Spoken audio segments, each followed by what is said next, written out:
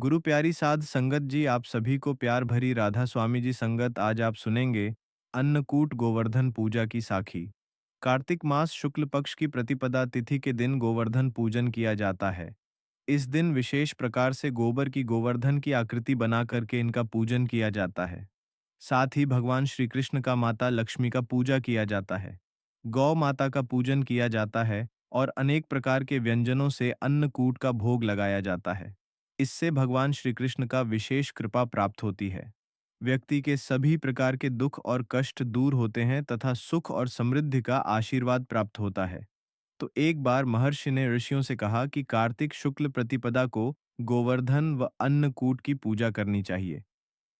संगत तब ऋषियों ने महर्षि से पूछा कि अन्नकूट क्या है, गोवर्धन कौन है, इनकी पूजा क्यों तथा कैसे करनी चाहिए, इसका क्या फल होता है, इन सब का विधान विस्तार से कहकर हमें कृतार्थ करें।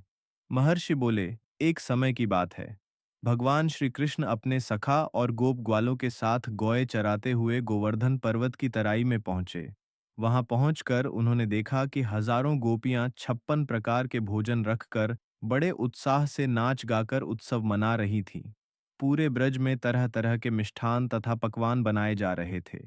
श्री कृष्ण ने इस उत्सव का प्रयोजन पूछा तो गोपियां बोली कि आज तो घर घर में यह उत्सव हो रहा है, क्योंकि आज वृतासुर को मारने वाले मेघ देवता देवराज इंद्र का पूजन होगा। यदि वे प्रसन्न हो जाएं तो ब्रज में वर्षा होती है, अन्न पैदा होता है, ब्रजवासियों का भरण पोषण होता है, गायों को चारा मिलता है तथा जीव को पार्जन की समस्या हल हो जाती है। यह सुनकर भगवान श्री कृष्ण ने कहा कि यदि देवता प्रत्यक्ष आकर भोग लगाए तब तो तुम्हें यह उत्सव व पूजा जरूर करनी चाहिए। यह सुनकर गोपियों ने कहा कि कोटि की देवताओं के राजा देवराज इंद्र की इस प्रकार निंदा नहीं करनी चाहिए।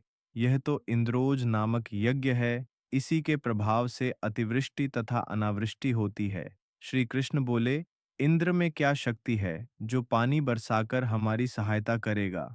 उससे अधिक शक्तिशाली तो हमारा यह गोवर्धन पर्वत है, इसी के कारण वर्षा होती है। अतः हमें इंद्र से भी बलवान गोवर्धन की पूजा करनी चाहिए।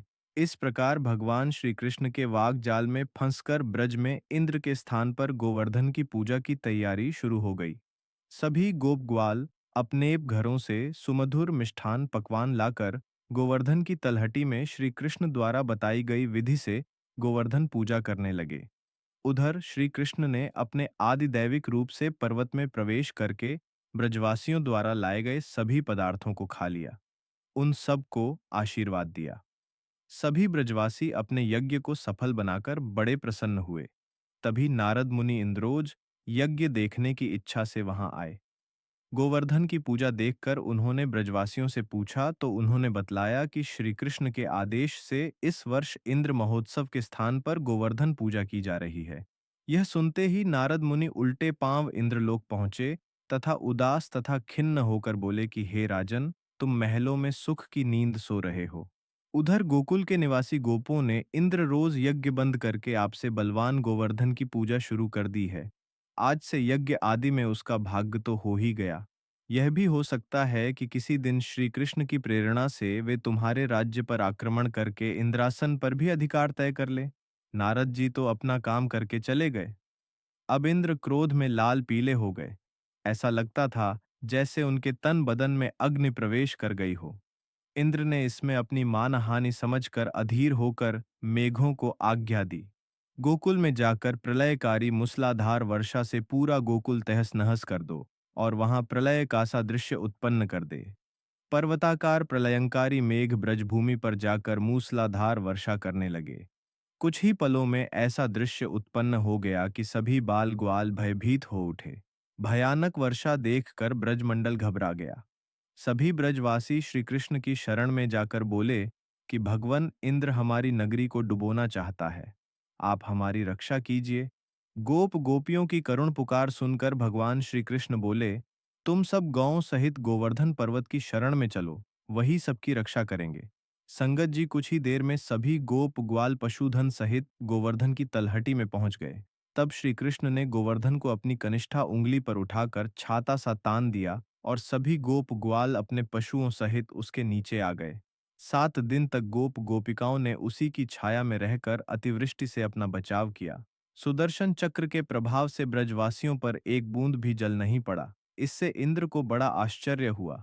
यह चमत्कार देखकर और ब्रह्मा जी द्वारा श्री कृष्ण अवतार की बात जानकर इंद्र को अपनी भूल पर पश्चाताप हुआ। वह स्वयं ब्रज को गए और भगवान श्री कृष्ण के चरणों में गिरकर अपनी मूर्खता पर क्षमा याचना करने लगे। 7वें दिन श्री कृष्ण ने गोवर्धन को नीचे रखा और ब्रजवासियों से कहा, अब तुम प्रतिवर्ष गोवर्धन पूजा कर अन्नकूट का पर्व मनाया करो। तभी से यह उत्सव पर्व, जो कि अन्नकूट के नाम से मनाया जाने लगा। तो संगत जी, कैसी लगी आपको यह साखी, हम कमेंट बॉक्स में ज़रूर बताएं, और अगर आप हमारे चैनल पर नए हैं तो हमारे चैनल को लाइक और सब्सक्राइब कर दीजिएगा। राधा स्वामी जी।